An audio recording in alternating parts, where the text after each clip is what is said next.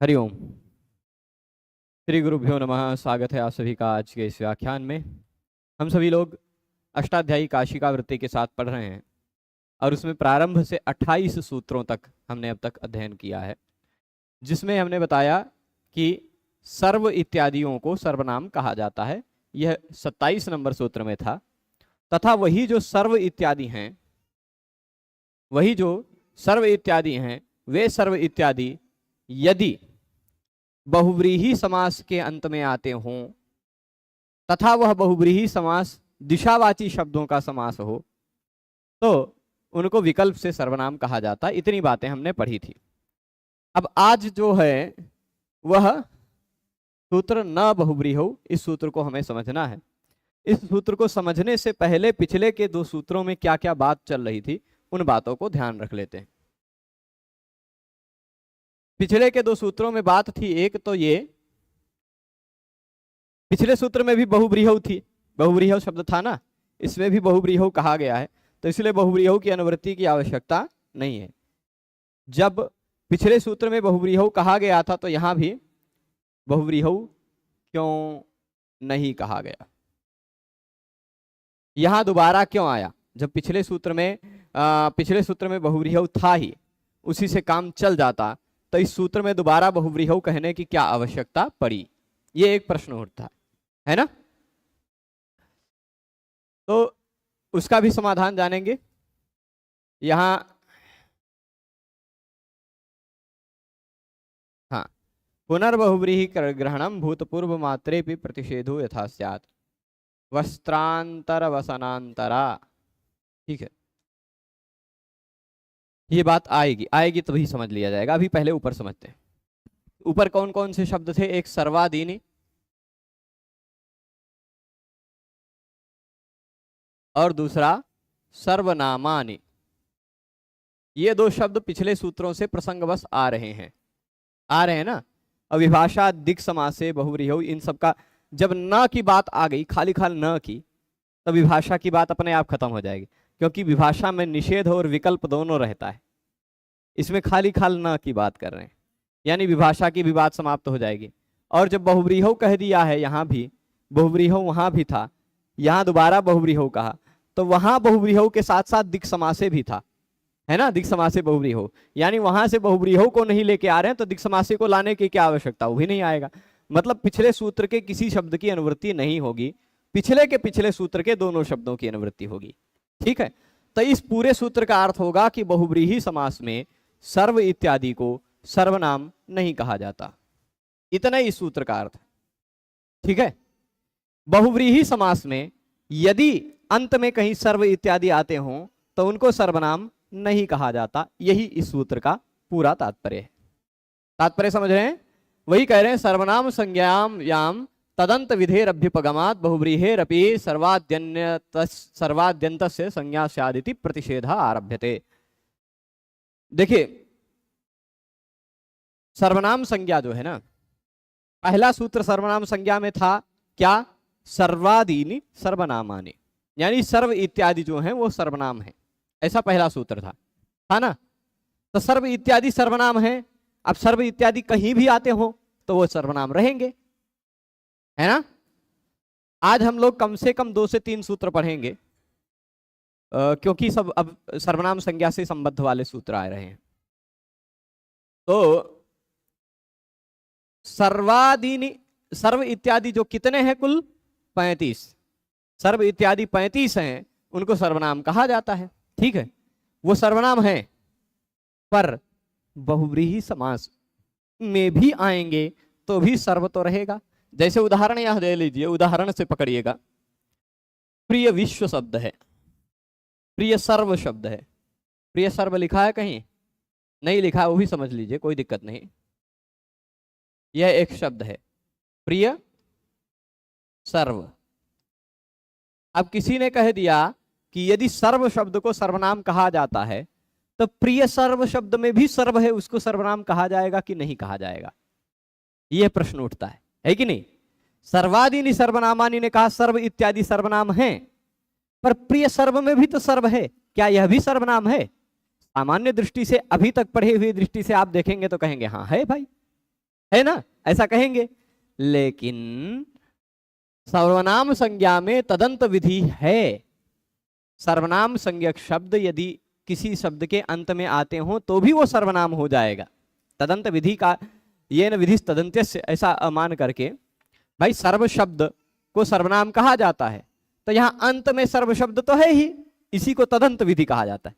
मतलब यह पूरा प्रिय सर्व शब्द को सर्वनाम कह लिया जाएगा, क्योंकि प्रिय सर्व में अंत में, उसके अंत में सर्व है, तो तद अंत, उस शब्द का अंतिम में भी यदि सर्वनाम है तो हम सर्वनाम मान सकते थे सामान्य नियम के आधार पर, है ना। तदंत विधे है अभ्युपगमात, तदंत विधि का अभ्युपगम होने के कारण, मतलब तदंत विधि पकड़ कर चलें, यदि हम तदंत विधि मान कर चलें, यानी सर्व शब्द किसी के अंत में हो तो उसको भी सर्वनाम मान कर चलें यदि हम, तो फिर बहुव्रीहि समास में भी, बहुव्रीहि समास में भी जिसके अंत में सर्व इत्यादि आते हों उसकी भी सर्वनाम संज्ञा हो जाती कि नहीं। तो जैसे प्रिय सर्व एक शब्द है, क्या शब्द है? प्रिय सर्व, प्रिय विश्व, ये सब शब्द हैं। प्रियोभय, ये भी एक और शब्द है, ठीक। प्रिय सर्व, प्रिय विश्व, प्रियोभय, इसका तात्पर्य क्या होता है? प्रिय हैं सब जिसको, वह व्यक्ति है प्रिय सर्व। जैसे मुझे सभी प्रिय हैं तो मैं प्रिय सर्व कहा जा सकता हूं। भगवान श्री राम भी, उनको भी सभी प्रिय थे, है ना। अब यहां मैं अपने आप को उदाहरण के रूप में हटा रहा हूं, इसीलिए भगवान राम को ला रहा हूं, क्योंकि मुझे कभी कभी मानव स्वभाव होने के कारण कोई कोई व्यक्ति अप्रिय हो जाया करता, इसलिए मैंने अपने आप को हटाया। तो भगवान राम के लिए सभी प्रिय थे। वो तो रावण जो इतना द्वेषी था, उसको भी कहा था कि आ जाए शरणागत तो क्षमा कर देंगे, है ना। तो ऐसे स्वभाव वाला व्यक्ति जो है, जिसको सब कुछ प्रिय हो, वह प्रिय सर्व कहलाएगा। प्रिय सर्वः यस्य सह प्रिय सर्वः। अनेक अमन्य पदार्थे सूत्र से बहुव्रीहि समास हो गया। अब प्रिय सर्व में जो प्रिय सर्व व्यक्ति है वह सर्व नहीं है, वह कोई एक व्यक्ति है, वह कोई एक अलग है। राम जी सब नहीं है। यद्यपि आध्यात्मिक दृष्टि से देखा जाए तो कह सकते हैं कि हाँ सब जी हैं, सब हैं राम जी, परंतु फिर भी लौकिक दृष्टि से देखा जाए तो जो राम जी हैं वह सब नहीं है ना। या कोई ऐसा व्यक्ति, मान लीजिए कोई एक यहीं पर बैठा हुआ कोई एक व्यक्ति है जिसको सब प्रिय हैं, कोई साधु संत व्यक्ति है, तो वह सब नहीं है, लेकिन उसको सब प्रिय हैं, तो उसको हम लोग कह सकते हैं कि वह प्रिय सर्व है। क्या है? प्रिय सर्व। तो प्रिय सर्व व्यक्ति जो है, इसके अंत में आ रहा है सर्व शब्द। समास कौन सा यहां पर? समास है बहुव्रीहि। समास बहुव्रीहि है ना। तो बहुव्रीहि समास के अंत में यदि सर्व इत्यादि शब्द आते हों तो उनकी सर्वनाम संज्ञा नहीं होती। यही निष्कर्ष है। यानी अकेले सर्व शब्द होता तो वह सर्वनाम था, लेकिन बहुव्रीहि समास के अंत में प्रिय सर्व में आ गया तो वह सर्वनाम नहीं है। ठीक। तो सर्व शब्द का रूप आप सर्वे, सर्वः सर्वौ सर्वे बनाएंगे, लेकिन प्रिय सर्व शब्द का रूप बनाएंगे प्रिय सर्वः प्रिय सर्वौ प्रिय सर्वाः, ऐसा रूप बनाएंगे। सर्व शब्द का आप सर्वस्मय बनाएंगे, लेकिन प्रिय सर्व शब्द का आप रूप बनाएंगे प्रिय सर्वाय। सर्व शब्द का सर्वस्मात बनेगा, लेकिन प्रिय सर्व का प्रिय सर्वात। सर्व शब्द का सर्वस्मिन, षष्ठी सप्तमी एक वचन में सर्वस्मिन बनेगा, लेकिन प्रिय सर्व शब्द का प्रिय सर्वे। कहां सर्वस्मिन, कहां प्रिय सर्वे। सर्व शब्द का षष्ठी बहुवचन में सर्वेशाम रूप बनेगा, लेकिन प्रिय सर्व शब्द का प्रिय सर्वाणाम रूप बनेगा। प्रिय सर्वाणाम, प्रिय सर्वेशाम नहीं होगा, क्योंकि बहुव्रीहि समास होने के कारण, बहुव्रीहि समास के अंत में आने के कारण सर्व इत्यादि को सर्वनाम संज्ञा नहीं कहा जा सकता। ठीक है, इतनी ही बात है। इसी तरह प्रियोभय शब्द भी है। तो उभय शब्द का उभयस्मयी, उभयस्मात्, उभयस्मिन, उभये नहीं उभयस्मिन और उभयेशाम, उभये, ऐसा सब शब्द 5 रूप अंतर बनता था। प्रथमा बहुवचन में उभये, चतुर्थी पंचमी और सप्तमी एक वचन में उभयस्मयी, उभयस्मात्, उभयस्मिन और षष्ठी बहुवचन में उभयेशाम। ये इतना 5 रूप अलग बनता था, लेकिन प्रियोभय शब्द बन गया तो यह राम की तरह चलेगा, शब्द में अंतर नहीं आएगा, क्योंकि प्रियोभय शब्द बहुव्रीहि समास है। बहुव्रीहि समास के अंत में आने वाला सर्व इत्यादि सर्वनाम नहीं होता। तो बहुव्रीहि समास के अंत में आ रहा है सर्व इत्यादि उभय, वह सर्वनाम नहीं है, तो प्रियोभय सर्वनाम नहीं है। इसका सामान्य रूप से राम शब्द की तरह रूप चलाएंगे, तो जैसे रामाय वैसे प्रियोभयाय, उभयस्मयी की तरह नहीं बनेगा जी। भय प्रिय कहां होगा? भय नहीं है, उभय शब्द है प्रभु। हाँ, उभय प्रिय कर देंगे तो भी कोई दिक्कत नहीं। सर्वनाम संज्ञा कब होती है? सर्वनाम संज्ञा के फलस्वरूप हम क्या देखते हैं? सर्वनाम संज्ञा के फलस्वरूप हम यह देखते हैं कि सर्वनाम के कारण चतुर्थी, पंचमी, सप्तमी विभक्ति के एक वचन में, षष्ठी के बहुवचन में, प्रथमा के बहुवचन में शब्द रूप में अंतर आ रहा है। जब शुरुआत में पहले आ जाएगा तो शब्द रूप का अंतर दिखाई ही नहीं पड़ेगा, है ना। पूर्व रूप में, वो पूर्व स्वरूप में वह सर्वनाम था, लेकिन अब सर्वनाम समास के अंत में आने पर ही संदेह होता है कि इसको माना जाए कि न माना जाए। सर्व सर्वनाम है लेकिन प्रिय सर्वनाम है कि नहीं है। उभय शब्द सर्वनाम है लेकिन प्रियोभय शब्द सर्वनाम है कि नहीं है, इसमें संदेह था। उस संदेह का निवारण करने के लिए कह रहे हैं कि बहुव्रीहि समास में सर्व इत्यादि आए तो वह सर्वनाम नहीं है। ठीक है, तो प्रियोभयाय, प्रियोभयात, प्रियोभये, प्रियोभयानाम, ऐसा सब शब्द रूप बनेगा। ठीक है,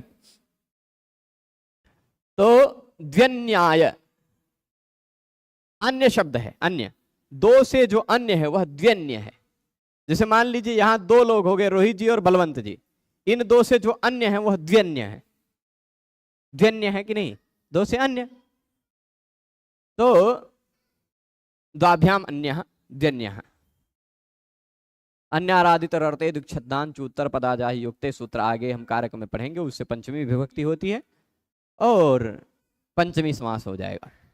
ठीक है, तो द्व्यन्य शब्द जो है, त्र्यन्य शब्द है, त्रिभी अन्यः, है ना, अथवा त्रिभ्यः अन्यः, त्रिभी नहीं, त्रिभ्यः अन्यः त्र्यन्यः। इसमें अंत में अन्य शब्द दिखाई पड़ रहा है, इसमें भी अन्य शब्द में दिखाई पड़ रहा है। अन्य शब्द सर्व इत्यादि में है, सर्वनाम नहीं कहा जाएगा, सर्वनाम नहीं कहा जाएगा, क्योंकि यह भी द्व्यन्य शब्द, त्र्यन्य शब्द भी बहुव्रीहि समास है। आप कहेंगे कैसे बहुव्रीहि समास है? तो बहुव्रीहि समास हम लोग जब पढ़ेंगे तब आप इसको समझेंगे। एक बहुव्रीहि समास के अंतर्गत मैं आपको बताया था कल, 23 नंबर सूत्र से 28 तक, मैं सूत्र नंबर लिख देता हूं। इतने सूत्र तक जो भी सूत्र हैं, 6, 23, 24, 25, 26, 27, 28 दूसरे अध्याय के दूसरे पाद का निकाल लेंगे, है ना। 23 से 28 तक उस सूत्रों से बहुव्रीहि समास होता है। उसी में कहीं आपको एक सूत्र दिखाई पड़ रहा होगा, संख्यया व्यया सन्ना दूराधिक संख्या संख्येये, है ना। कहां पर? 25 नंबर पर दिखाई पड़ रहा है, इसी के बॉर्डर में है ना। उस सूत्र से द्व्यन्य त्र्यन्य में समास हो गया, मान लीजिए। ठीक है, संख्या सूचक शब्द का। तो उस समास होने के कारण बहुव्रीहि समास है। बहुव्रीहि समास के अंत में यदि सर्व इत्यादि आते हो तो सर्वनाम नहीं है, यानी द्व्यन्य त्र्यन्य में अन्य तो है, अन्य अकेला होता तो समास था, सर्वनाम था। अन्यस्मै, अन्यस्मात्, अन्यस्मिन्, अन्येषां, अन्ये, ऐसा शब्द रूप बनता, लेकिन द्व्यन्य शब्द बन गया तो द्व्यन्याय, द्व्यन्यात्, द्व्यन्यानाम, द्व्यन्ये, द्व्यन्याः, ऐसा शब्द रूप बनेगा। ठीक है, अंतर समझ रहे हैं। और इसी तरह त्र्यन्य शब्द भी पकड़ लीजिएगा। और त्वत्क पितृकः मत्क पितृकः इत्यकज न भवति। बहुव्रीहिवत् वर्तमाने, बहुव्रीहाविति वर्तमाने पुनर्बहुव्रीहि ग्रहणं भूतपूर्व मात्रेपि प्रतिषेधो यथा स्यात् वस्त्रांतर वसनांतरा इति। चलेगा, यहां पर बात क्या कह रहे हैं? अब सामान्य रूप से सूत्र का अर्थ समझ गए होंगे ना, कि बहुव्रीहि समास में ना, हाँ, बहुव्रीहि समास में सर्व इत्यादि सर्वनाम संज्ञक नहीं होते। आप कहेंगे पिछले सूत्र में कहा गया था कि होते हैं, सभी नहीं। सर्व इत्यादि 35 है ना, उन 35 में जो दिशा सूचक हैं वो दिक् समास हो रहा हो, दिग्नामान्यंतराले सूत्र से दिशा सूचक शब्दों का समास हो रहा हो बहुव्रीहि, तो सर्वनाम हो जाएगा। वो विभाषा दिक् समास से बहुव्रीहि सूत्र में हमने पढ़ा था, दक्षिण पूर्वा, उत्तर पूर्वा इत्यादि उदाहरण है। वहां दिशावाची शब्द ही है, अन्य कोई दिशावाची से अन्य कोई बहुव्रीहि समास हो, दिक् समास ना हो, दिक् समास से अतिरिक्त, क्योंकि बहुव्रीहि समास केवल दिशावाचियों का ही होता ऐसा तो है नहीं भाई। बहुव्रीहि समास करने वाले 6 सूत्र हैं, उनमें से एक ही सूत्र है जो दिक् नामान्यंतराले दिशावाची शब्दों का समास करता है। अन्य 5 सूत्रों से समास हो रहा हो कहीं और उसके अंत में ये आ रहा हो, तो क्या अन्य 5 सूत्रों में से किसी सूत्र से समास हो रहा हो और उस समास के अंत में यदि सर्व इत्यादि आ रहे हो तो सर्वनाम नहीं कहे जाते। ठीक है, अब यहां द्व्यन्याय त्र्यन्याय तक हम लोग समझ गए हैं। बात आगे कह रहे हैं, यह च त्वकत पितृ को मकत पितृ का इत्यकज न भवति। यह च यानी यहां पर एक वार्तिक है, कहीं कहीं कहीं कहीं एक दूसरी भी बात है। यहां सर्वनाम संज्ञा निषेध का प्रयोजन क्या है?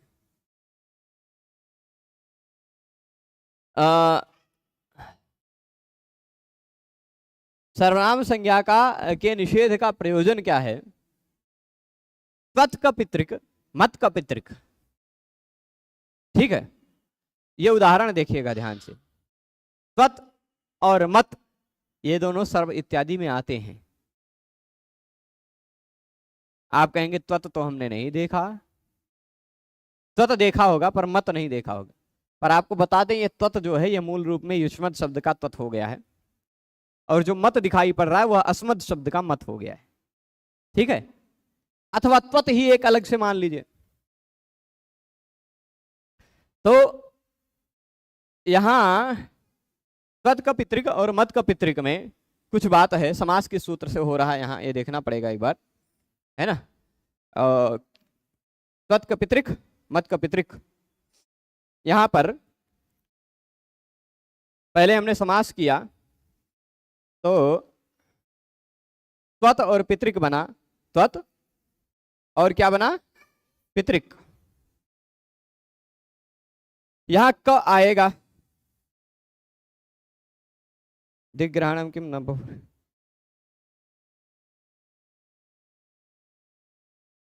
ठीक है, न बहुव्रीहि हो गया ना। यहां बता रहे हैं कि सर्वनाम संज्ञा के निषेध होने के कारण अकच नहीं हुआ। ठीक है, त्वत् शब्द है यह बहुव्रीहि समास में आया है। ठीक, त्वत् शब्द बहुव्रीहि समास में आया है, मत भी आया, उसमें सर्व इत्यादि के अंतर्गत आया है, और बहुव्रीहि समास में भी आया है त्वत् मत, है ना। तो यदि सर्वनाम होता तो अव्यय सर्वनाम नाम अकच प्राक्टे, इस सूत्र से अकच प्रत्यय होता है ना। कौन सा प्रत्यय होता? अकच प्रत्यय। सर्वनाम शब्दों के बाद अकच प्रत्यय लगता है, और सर्वनाम न होने पर प्रागिवात कह, ऐसा सूत्र है। ठीक, प्रागिवात कह समासांत प्रकरण में ही मिलेगा, उससे क प्रत्यय हो जाएगा। अकच नहीं हुआ, क हुआ। अकच होता तो त्वतक होता, अक जुड़ता, अकच में से अक जुड़ता तो त्वतक होता, परंतु अकच प्रत्यय नहीं लगा, खाली क प्रत्यय लगा, तो त्वत्क मत क। यदि यह सर्वनाम होता तो अव्यय सर्वनाम नाम अकच प्राक्टे, ये सूत्र जो हमने अकच प्रत्यय वाला पढ़ा है, सर्वनाम में अव्यय में अकच प्रत्यय लगता है, वह अकच प्रत्यय यहां लगता। यहां सर्वनाम नहीं है, त्वकत पितृक मकत पितृक, नहीं त्वत् का पितृक मत का पितृक, वह त्वकत इत्यादि आएगा बाद में। तो त्वत् का पितृक मत का पितृक, ये जो उदाहरण है, इन दोनों उदाहरणों में सर्वनाम नहीं है, इसी कारण अकज न भवति, अकच प्रत्यय नहीं लग पाया। खाली इतनी बात है, स्पष्टता इसलिए दे रहे हैं कि सर्वनाम संज्ञा के फलस्वरूप सर्वनाम न स्मयी लगता था, स्मयी हो जाता था चतुर्थी एक वचन को। घसिंग्यो स्मात स्मिनौ लगता था, पंचमी सप्तमी को एक वचन को स्मात और स्मिन हो जाता था। षष्ठी बहुवचन में आमी सर्वनाम न सुट से सुट आगम होकर साम ऐसा रूप बनने लगता था, और प्रथमा बहुवचन में जैसा शी से शी हो जाता था। इतना सब अंतर पड़ता था, पर इन सभी अंतर के अतिरिक्त एक और अंतर पड़ता था, वे सर्वनाम नाम अकच प्राक्टे है से अकच प्रत्यय वाला।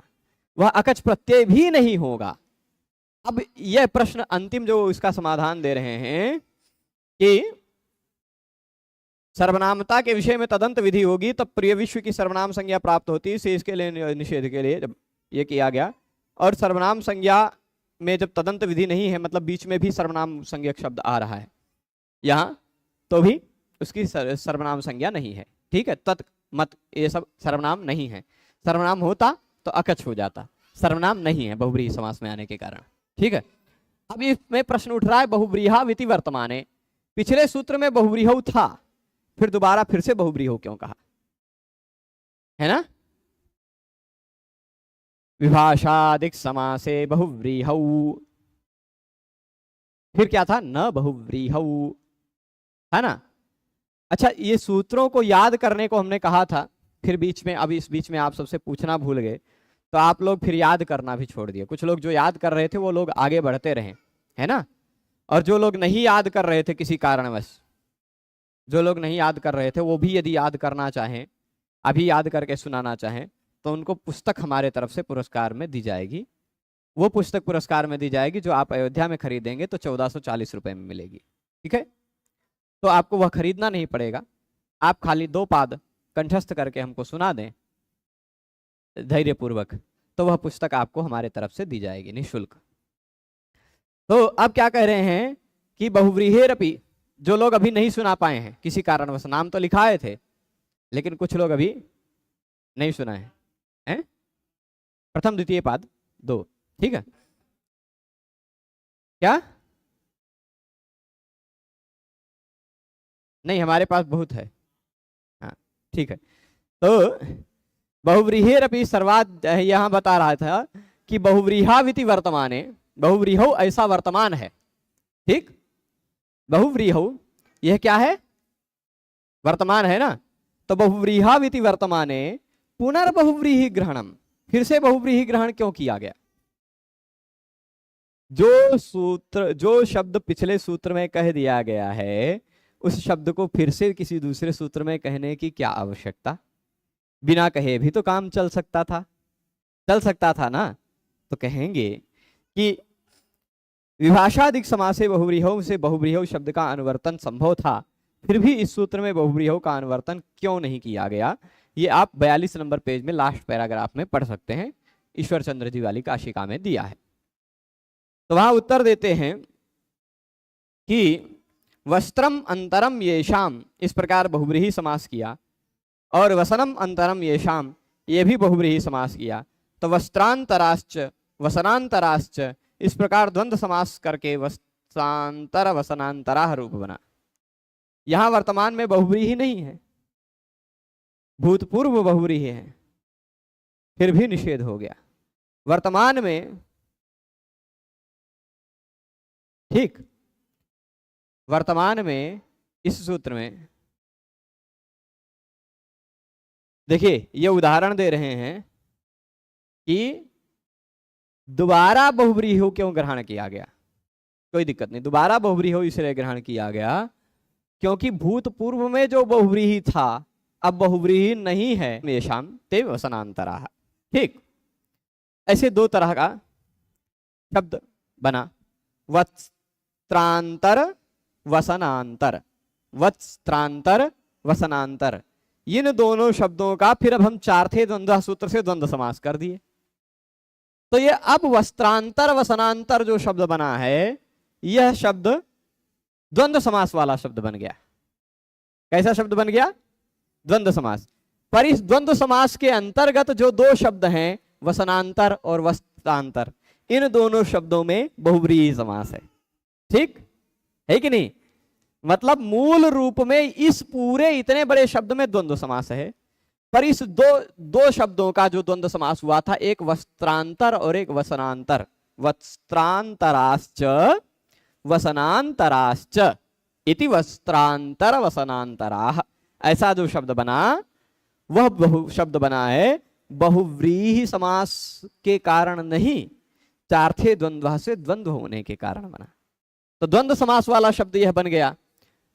अब यदि द्वंद्व समास वाला यह शब्द है, तब तो यहां पर बहुव्रीहि समास नहीं है, बहुव्रीहि समास नहीं है। तब तो यहां पर हम सर्वनाम मान सकते थे। अंतर अंत में आ रहा है कि नहीं? अंतर अंतर सर्व इत्यादि में है।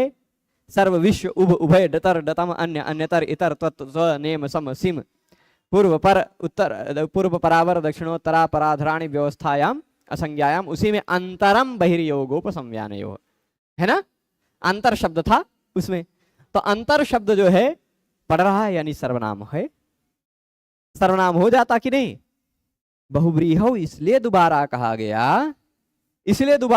गया कि जो शब्द भूतपूर्व में भी बहुव्रीहि समास में थे, अब किसी कारणवश बहुव्रीहि समास में नहीं रह गए, उनको भी आप सर्वनाम न माने, इसलिए दोबारा बहुव्रीहौ कहा गया।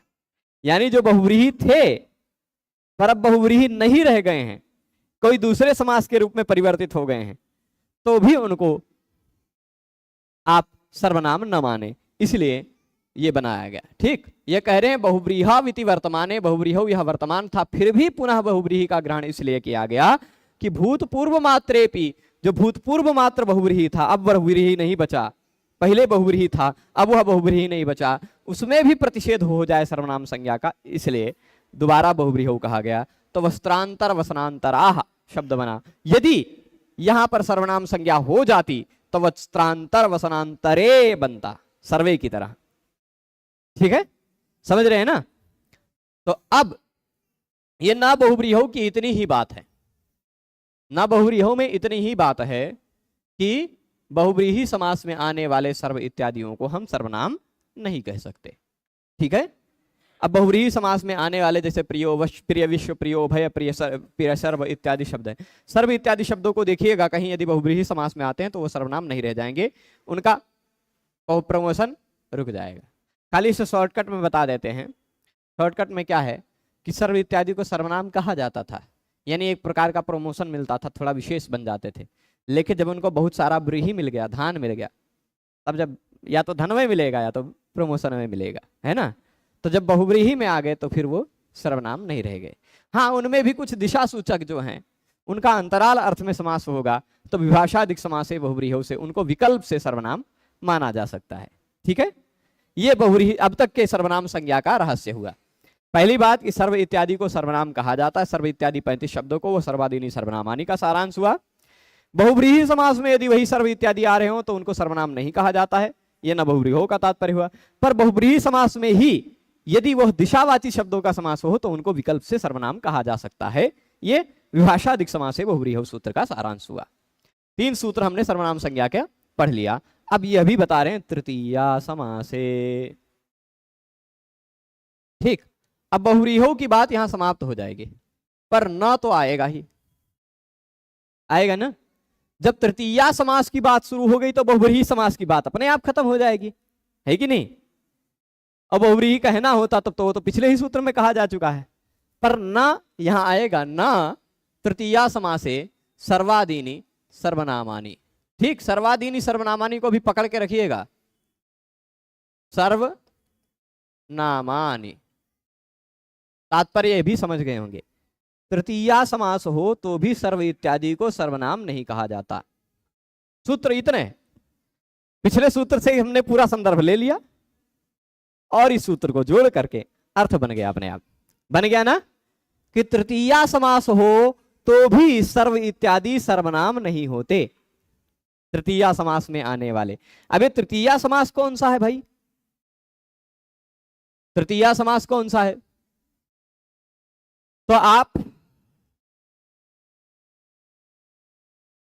2, 1, 25, 26 के आसपास का सूत्र निकालेंगे।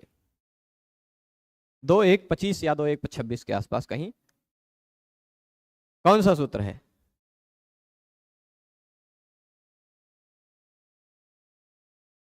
अच्छा, तृतीया तत्कृतार्थेन गुणवचनेन कहां पर है?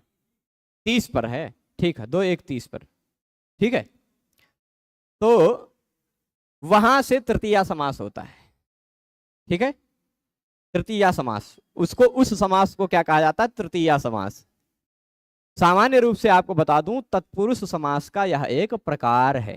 क्या है? तत्पुरुष समास का एक प्रकार है, तृतीया तत्पुरुष जिसको हम कह सकते हैं।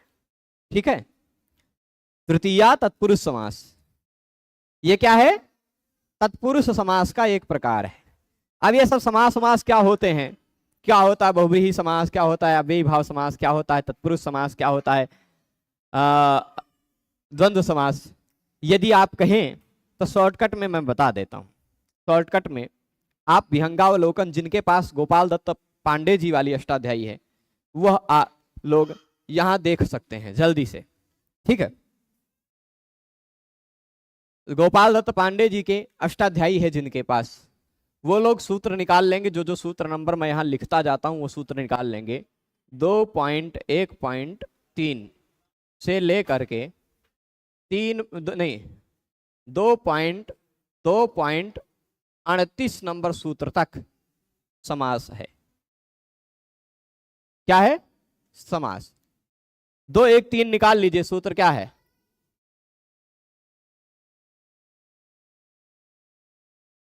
ठीक है, मिल गया है सूत्र। प्राक कडारात समासः। थोड़ा छोटा भी कर देते हैं, चलेगा। यहां तक के यानी इस सूत्र के बीच में कुल मिलाकर के 108 सूत्र हैं। क्या है? 108 सूत्र हैं। उसी तरह लिखते हैं देसी भाषा में, 108 सूत्र हैं। वो सूत्र क्या करते हैं? समास करते हैं। इन 108 सूत्रों के द्वारा जो भी कार्य होता है उसको हम क्या कहते हैं? समास। ठीक है, समास के कुल मिलाकर यही 108 सूत्र हैं। प्राक कडारात समासः, ये सूत्र है, प्राक कडारात समासः। ठीक है, इसका मतलब क्या हुआ? प्राक कडारा समास आएगा प्रसंग में तो समझ में आएगा, लेकिन अभी तोड़ के मैं अर्थ बता देता हूं। प्राक मतलब पहले, कडारात यानी कडारा तक। जब हमें पाणिनि जी अभी बता दे रहे हैं, इसी सूत्र में बता दे रहे हैं कि अब मैं जब पूरे व्याकरण में कभी भी कडारा कहूंगा ना, तब तक मैं समास का निरूपण करूंगा। कब तक? कडारा तक समास का निरूपण करूंगा। और आप इस सूत्र को जरा देख लीजिए, इसमें कडाराह कर्मधारय कहा है उन्होंने, है ना? यहां ही बता दिया, मतलब 108 सूत्र पहले ही बता दिया पाणिनि भगवान ने कि हम 108 सूत्र बाद क्या लिखने वाले हैं, है ना? क्या लिखने वाले हैं पहले ही बता दिया कि इस सूत्र में क्या कहा कि अब जब हम कडारा लिखेंगे तब तक जो भी सूत्र आएंगे, जो भी कार्य करेंगे, उन सभी कार्यों को समास कहा जाएगा। क्या कहा जाएगा? समास। अब ये देखिए, इस सूत्र में कडारा आ गया, यानी इस सूत्र के बीच के सभी सूत्र क्या हैं? समास। अब इसमें जरा एक सूत्र और निकालिए। 2, 1, 5। ठीक, इससे लेकर के इसी सूत्र के तुरंत बाद नंबर लिखा होगा 2, 1, 21 लिखा है। इस सूत्र तक, इस सूत्र से लेकर इस सूत्र तक जो भी सूत्र कोई भी कार्य करेंगे, उस समास को हम क्या कहेंगे? अव्ययी भाव समास कहेंगे। ठीक है, यह अव्ययी भाव समास का बॉर्डर हो गया। चलेगा? कुल मिलाकर कितने सूत्र हो गए? 5 नंबर से लेकर के 21 नंबर तक, मतलब 16 सूत्र हो गए। जब इसको भी लिया जाए तो 17 हो जाएंगे। ठीक, कुल 17 सूत्र अव्ययी भाव समास विषय के हैं। चलेगा? 108 ये हो गए, ये 17 ये है। अब फिर इसके बाद यहां 21 पर खत्म हो गया तो 22 नंबर 2, 1, 22 से लेकर के 2, 2, 2, 2 तक है तत्पुरुष समास। दिख रहा है? और फिर उसके बाद 22 पर आ गया, मतलब 23 शुरू हो गया।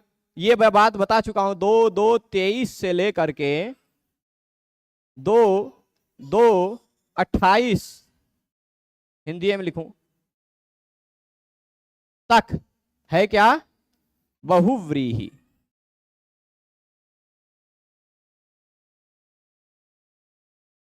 है ना? ये 23 नंबर जो जो सूत्र दिखाई पड़ रहा होगा उसमें ये लिखा हुआ मिलता होगा। 5 नंबर सूत्र में आपको अव्ययी भावा लिखा मिला होगा, 22 नंबर में आपको तत्पुरुषा लिखा मिला होगा, और ये 23 नंबर सूत्र में आपको शेषो बहुव्रीहि लिखा मिला होगा, है ना। अब 2 2 29 पर चले आते हैं। 2 2 29 से लेकर के कहां तक, यहां तक 2 2 38 तक जो भी सूत्र, जो भी समास करते हैं उनको कहा जाता है द्वंद्व। खत्म समास। ये समास का बॉर्डर। पहले क्या कहा, यहां से लेकर यहां तक कुल 108 सूत्रों में समास कहे गए हैं, पर इसमें एक सूत्र छोड़ दिया गया। आप देख रहे होंगे एक सूत्र छोड़ा गया है। 3 के नहीं, 2 1 3 से 2 2 38 तक है, 2 2 38 तक, पर 2 1 4 से हमने ना लेकर 2 1 5 लिया, है ना। अब वही भाव किसको कहा जाता, तो ये प्रश्न उठेगा आपको कि 2 1 4 वाले को क्या कहा जाएगा। ये 2 1 4 वाला जो है ना, ये समझाने के लिए मैं बता रहा हूं। 2 1 4 वाला जो है ना, वह ना तो अव्ययी भाव है, क्योंकि अव्ययी भाव 5 से शुरू हो रहा है, ना तो वह तत्पुरुष है, ना तो बहुव्रीहि है, ना तो द्वंद्व है ना। ये इतने सूत्र तो द्वंद्व हैं, इतने सूत्र तो बहुव्रीहि समास वाले हैं, इतने सूत्र तत्पुरुष समास वाले हैं, और इतने 17 सूत्र जो हैं वह अव्ययी भाव समास वाले हैं। पर यह सूत्र कौन सा समास वाला है, ये भी सूत्र तो समास वाला है ना। ये सब अव्ययी भाव और समास, ये क्या कहा जाएगा, तत्पुरुष समास, ये कहा जाएगा बहुव्रीहि समास, ये कहा जाएगा द्वंद्व समास। लेकिन इसको क्या कहा जाएगा, इसका इन चारों में से कोई और एक नाम नहीं पड़ेगा। इन सबका एक और नाम मिल गया, लेकिन इसको कोई और नाम नहीं मिलेगा, इसलिए इसको कहा जाता है केवल समास। केवल मतलब ओनली समास ही है, इसका और कोई नाम नहीं है, इसलिए यह केवल समास है। तो कुल मिलाकर कितने समास हो गए, 5 समास भगवान पाणिनि के अभिमत हैं। अब कुछ लोग 6 7 और जो कल्पना करते हैं वह करते रहें, बाकी सारे समास जो हैं वह इस तत्पुरुष के प्रकार हैं, द्विगु कर्मधारय इत्यादि, ठीक है, वो तत्पुरुष के अंतर्गत ही आ जाते हैं। तो ये समास का बॉर्डर हो गया। अब आप ये समझ लीजिए, इसी तत्पुरुष के अंतर्गत 2 1 22 नहीं, 2 1 30 नंबर सूत्र है जो तृतीया समास करता है। कौन सा सूत्र है, 2 1 30 नंबर। उसको तृतीया समास भी कहा जा सकता है, तृतीया तत्पुरुष समास भी कहा जा सकता है, कहा जा सकता है कि नहीं। उसी के विषय में चर्चा यहां इस सूत्र में चल रही है, तृतीया समास है, ठीक है। समास के 108 सूत्रों के अंतर्गत एक सूत्र है तृतीया तत्कृतार्थेन गुणवचनेन, ठीक है। उस सूत्र से जो समास होता है, यदि उस समास में कभी अंत में सर्व इत्यादि शब्द आ जाते हों, तो तृतीया समासे सर्वादीनी न सर्वनामानि, तृतीया समास में आने वाले सर्व इत्यादि सर्वनाम नहीं हैं, यह इस सूत्र का अर्थ होगा, ठीक है। तो यही बात, तृतीया समासे सर्वादीनी सर्वनाम संज्ञानि न भवन्ति, समझ गए होंगे अर्थ आप। सूत्र की वृत्ति से मतलब वृत्ति पढ़े बिना ही सूत्र का यह इतना अर्थ आप समझ गए होंगे। अब जैसे उदाहरण दे रहे हैं, मासेन पूर्वः, मास पूर्वः समास बनेगा, ठीक है। समास क्या बना, मासेन पूर्वः।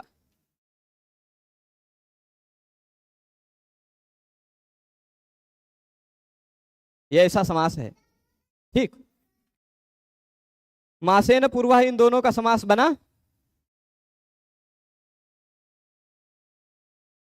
यहां पर पूर्व, अच्छा यहां पर समास तृतीया तत्कृतार्थेन गुणवचनेन के जस्ट बाद सूत्र है पूर्व सदृश समोनार्थ कलह निपुण मिश्र लक्षणी है। सूत्र दिखाई पड़ रहा होगा, दिखाई पड़ रहा है कि नहीं।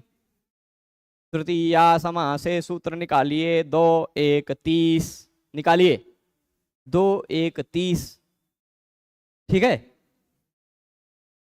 2 1 30 मिला सूत्र। क्या सूत्र है, तृतीया तत्कृतार्थेन गुणवचनेन। उसमें तृतीया शब्द मोटे अक्षरों में लिखा हुआ दिखाई पड़ रहा होगा, और उसकी अनुवृत्ति आगे 35 तक जा रही है, यानी 30 से लेकर के 35 नंबर सूत्र तक जितने भी सूत्र हैं वो तृतीया समास वाले सूत्र हैं, ठीक। उन्हीं में से 31 नंबर वाला सूत्र है पूर्व सदृश समोनार्थ कलह निपुण मिश्र लक्षणी। दिखाई पड़ रहा है, वह सूत्र है पूर्व शब्द, सदृश शब्द, सम शब्द, ऊन अर्थ, कम अर्थ वाले शब्द। ऊनार्थ मतलब कम अर्थ वाले शब्द।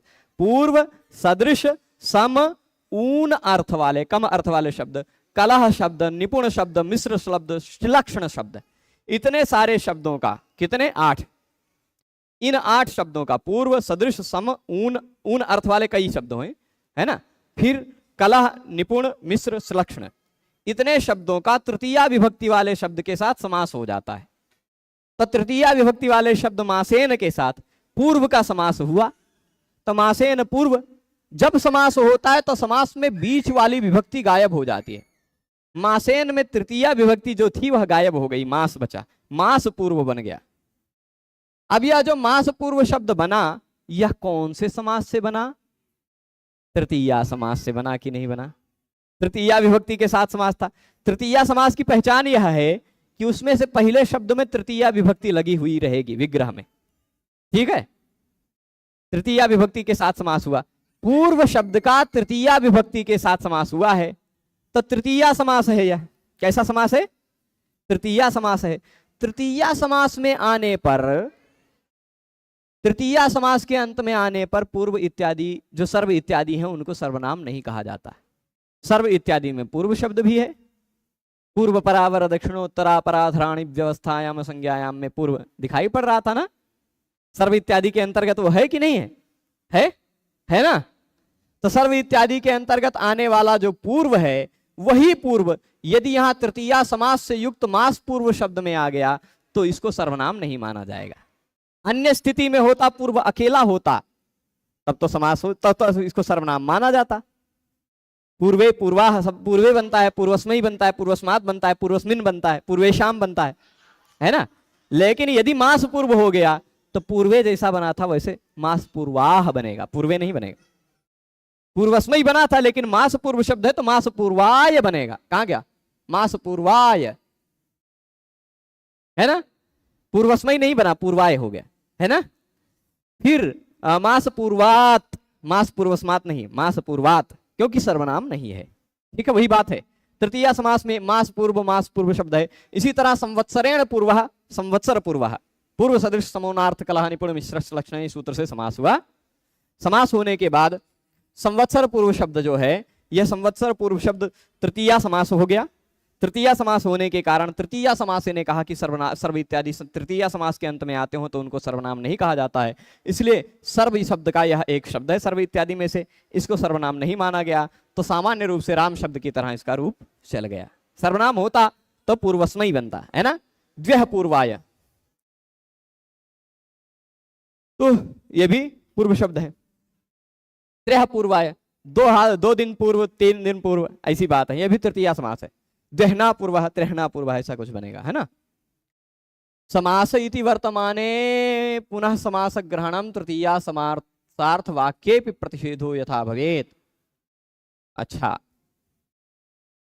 यहां विभाषादिक समासे बहुव्रीहौ, इस सूत्र में समासे आ रहा था, और जो बहुव्रीहि है वह साफ साफ पता है कि वह समास है। तो समास था, प्रसंग चल ही रहा था, दोबारा समास क्यों कहा, ये प्रश्न उठा रहे हैं। तो कह रहे हैं समास यह है, यह शब्द पहले से ही वर्तमान है, फिर भी पुनः समास का ग्रहण क्यों किया? क्योंकि तृतीया समास का अर्थ वाक्य जो है, तृतीया समास क्या शब्द बना? मास पूर्व। समास होने के बाद शब्द बना है मास पूर्व, पर इस समास का अर्थभूत जो वाक्य है वह वाक्य क्या है? मासेन पूर्वः। यह शब्द क्या है? मासेन पूर्वः। यह तृतीया समास, यह तृतीया समास का अर्थवाक्य है ना। जैसे राजपुरुष एक समास युक्त शब्द है, उसका अर्थ राज्ञः पुरुषः, है ना। दशरथ पुत्र एक समास युक्त शब्द है, दशरथस्य पुत्रः, ये समास का अर्थ हो गया। तो वैसे मास पूर्व एक समास का शब्द है, उसका अर्थ मासेन पूर्वः ये है। तो तृतीया समास का अर्थभूत जो वाक्य है, उस वाक्य में भी यदि सर्व इत्यादि शब्द आते हो तो उनको सर्वनाम नहीं कहा जाएगा, इसलिए दोबारा समास कहा गया, ठीक है। ये व्याख्याकार ने बात खोज करवाई है कि तृतीया समासार्थ, तृतीया समास का अर्थभूत जो वाक्य है मासेन पूर्वः, संवत्सरेण पूर्वः इत्यादि जो वाक्य हैं, उस वाक्य में भी आने वाले पूर्व शब्द को सर्वनाम नहीं माना जाएगा। ठीक है, तो इसलिए बताया मासेन पूर्वाय, उदाहरण दिखाया मासेन पूर्वाय। यदि समासे न कहे होते तो तृतीया में खाली कहे होते तो यहां पर गड़बड़ होता, मासेन पूर्वस्मयी बनता, मासेन पूर्वाय नहीं बनता, है ना। समास न होने के कारण बहुब्रीहि ये सर्वनाम संज्ञा इसकी हो जाती, समास न होने के कारण। पर फिर भी तृतीया समासे में दोबारा समासे इसलिए कहा, उससे पता चलता है कि समास का जो वाक्य है उस वाक्य में भी काम चल जाएगा। ये देखिए सूत्र लिख भी दिया है 2-1-31 पूर्व सदृश समोनार्थ कलह निपुण मिश्र नहीं, इस सूत्र से तृतीया समास हो गया। यह प्रतिपदम वक्ष्यति, यह तृतीया समास प्रत्येक शब्द में बताया जाएगा। पूर्व शब्द का है, पूर्व सदृश शब्द के साथ भी तृतीया होता है, सम शब्द के साथ भी तृतीया होता है, उन शब्द के अर्थ साथ समास तृतीया होता है। तो पूर्व तो है, सम तो है ना, ये सब जो शब्द हैं पूर्व तो है जी।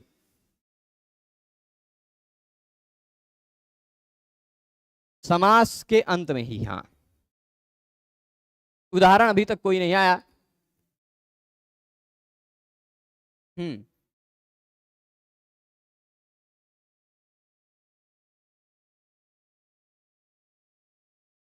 नहीं, समास में आने पर ही होगा, अंत में ही नहीं, समास में आना चाहिए बस।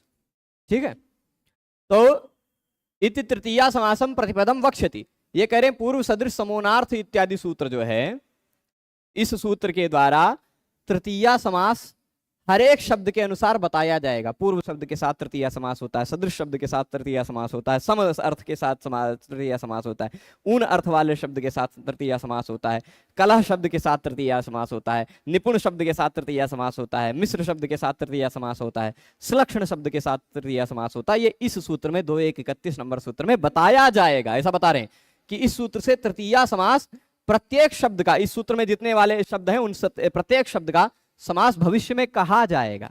अभी ही हमने शुरुआत में बता दिया है कि ये सब सूत्र से समास होता है।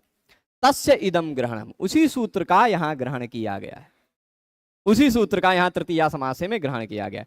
उस सूत्र से जो समास हो रहा है ना, उसी सूत्र से जो समास हो रहा है, उसी समास में यहां पर, उसी सूत्र से समास में सर्वनाम संज्ञा का निषेध है।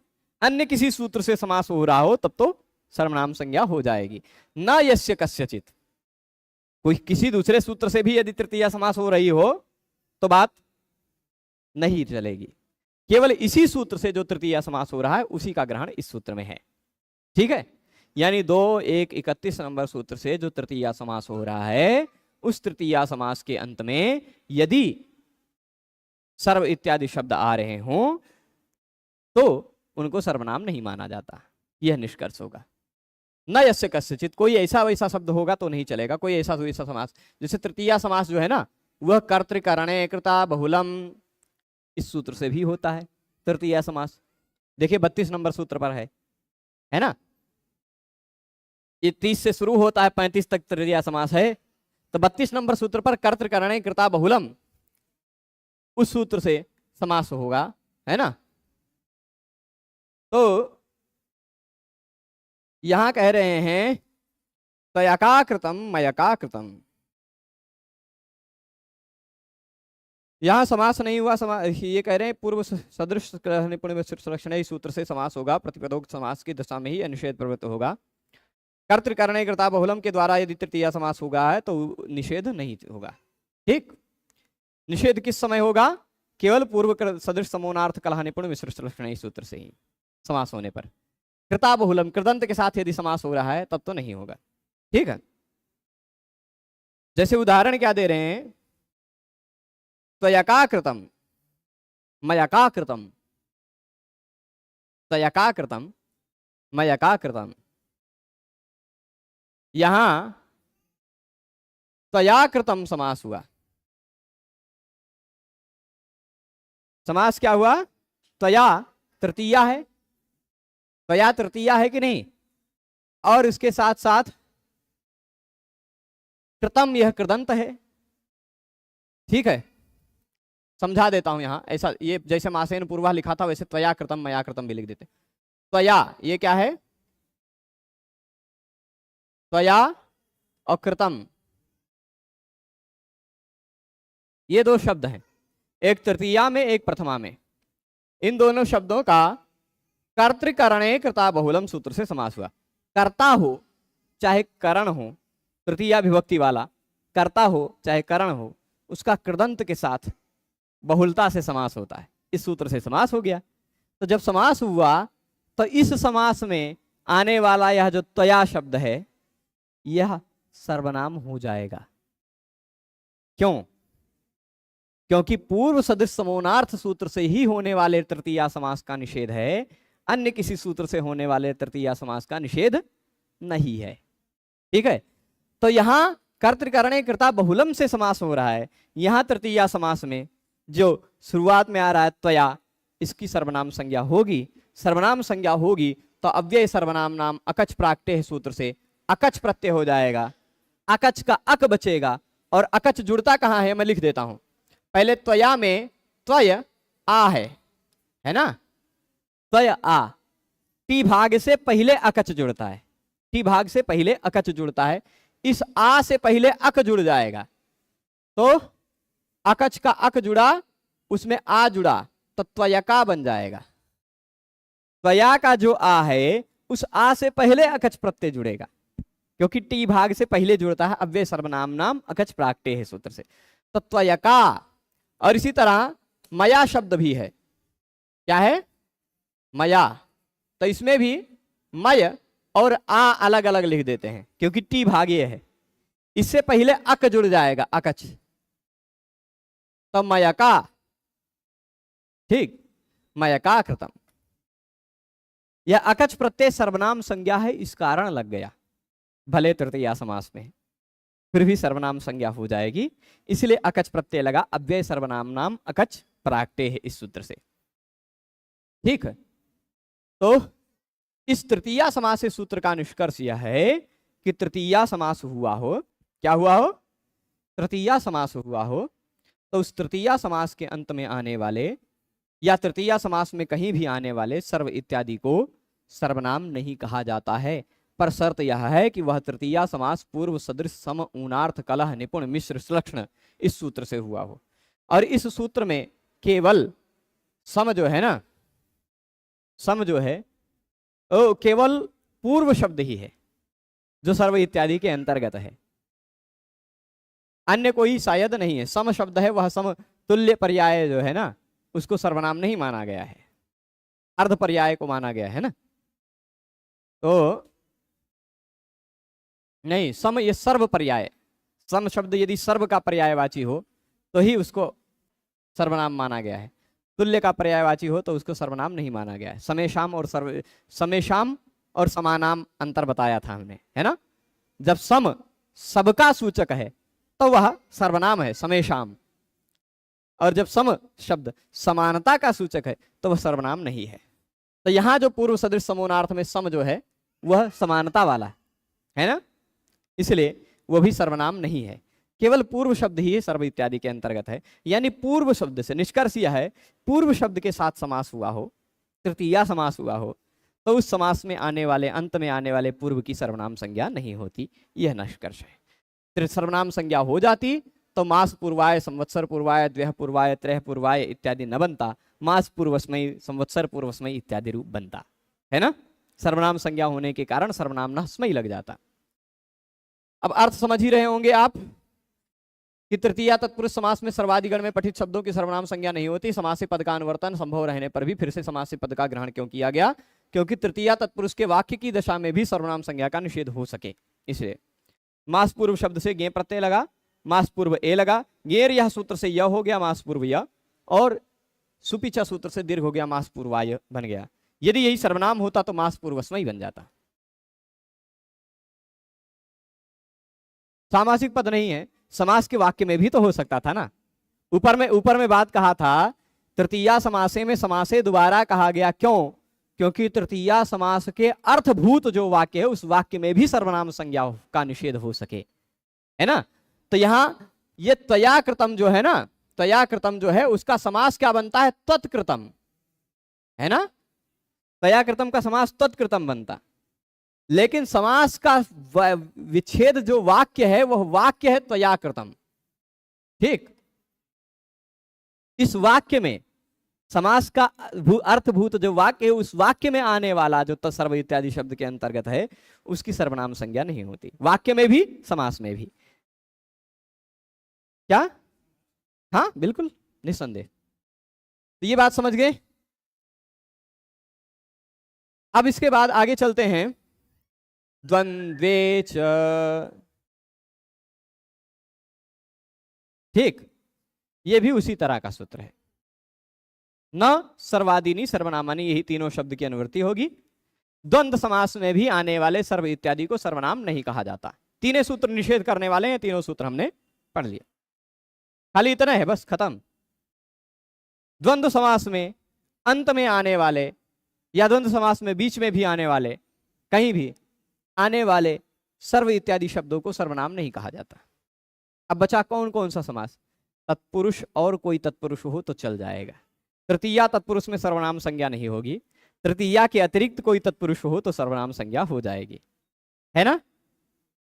और द्वंद्व समास हो तो भी सर्वनाम संज्ञा नहीं होगी, बहुब्रीहि समास हो तो भी सर्वनाम संज्ञा नहीं होगी, है ना। अब व्ययी भाव समास में सर्वनाम संज्ञा होगी भी, पर उसका कोई विशेष फल नहीं मिलेगा, ठीक है। तो वहां निषेध करने का कोई प्रयोजन नहीं दिखाई पड़ा यहाँ, क्योंकि अव्ययी भाव समास से युक्त शब्द अव्यय बन जाता, वहां चतुर्थी विभक्ति पंचमी विभक्ति से कोई मतलब ही नहीं है ना। तो द्वंद्व समास में भी आने वाले सर्व इत्यादि को सर्वनाम संज्ञक नहीं कहा जाता। पूर्व अपर इन दोनों का द्वंद्व समास हुआ तो पूर्वा परेशान नहीं बना, पूर्वा पराणाम बना। पर शब्द खाली होता तो परेशान, लेकिन पूर्वा पर शब्द बना। अपर शब्द होता तो अपरेशान, लेकिन पूर्व और अपर दोनों का समास हुआ तो पूर्वा परेशान।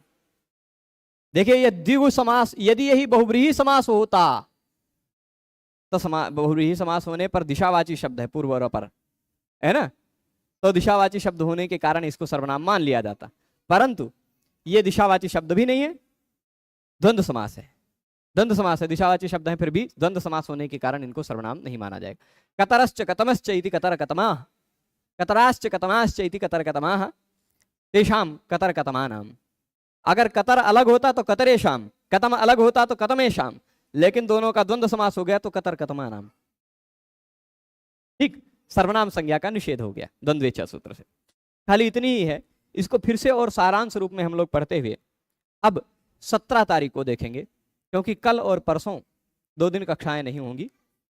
कल मुझे यहाँ से प्रयागराज जाना है और शाम को 4 बजे मैं निकल जाऊंगा, क्योंकि शाम को 3:55 की ट्रेन है हमारी, तो इसलिए, नहीं तो देर में जाएंगे तो हो सकता है पहुंचने में विलंब हो, और परसों एक परीक्षा है तो परसों लौटने में भी विलंब होगा।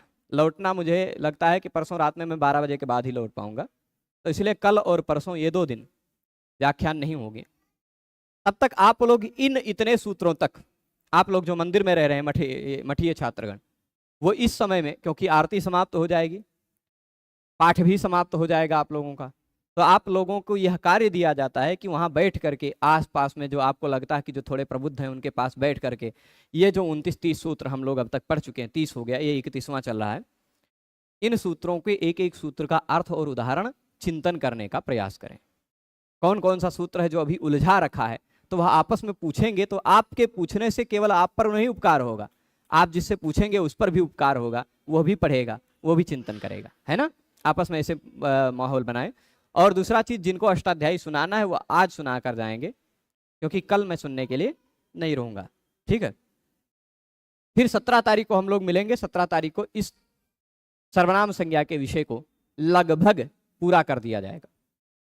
तब 17 तारीख को भी हम लोग कम से कम 3 से 4 सूत्र पढ़ेंगे, ठीक है, चलेगा। अब स्पीड बढ़ेगा, कोई कोई सूत्र हैं जो 1-1, 2-2 दिन लेंगे, पर कोई कोई सूत्र एक ही विषय के हैं तो वो ज्यादा समय नहीं लेंगे, ठीक है।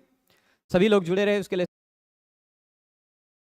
तो गुरुजी उत्तर पूर्व में भी द्वंद्व होगा? हाँ बिल्कुल, उत्तर पूर्व में द्वंद्व होगा तो नहीं, ये कह रहे हैं उत्तर पूर्व में भी द्वंद्व होगा, तो यदि द्वंद्व होगा तो फिर सर्वनाम संज्ञा नहीं होगी, ठीक है। परीक्षा पश्चात आकर सुनाएंगे, कृपा के लिए, पुस्तक के लिए नहीं, ठीक है, बिल्कुल आइए, स्वागत है। तो पृष्ठ 245 काशिका वृत्ति कभी भी सुना सकते हैं। अभी अभी थोड़ा सा वाल्मीकि रामायण पढ़ लें, फिर उसके बाद खत्म करो। प्रभु खत्म हो जाओ।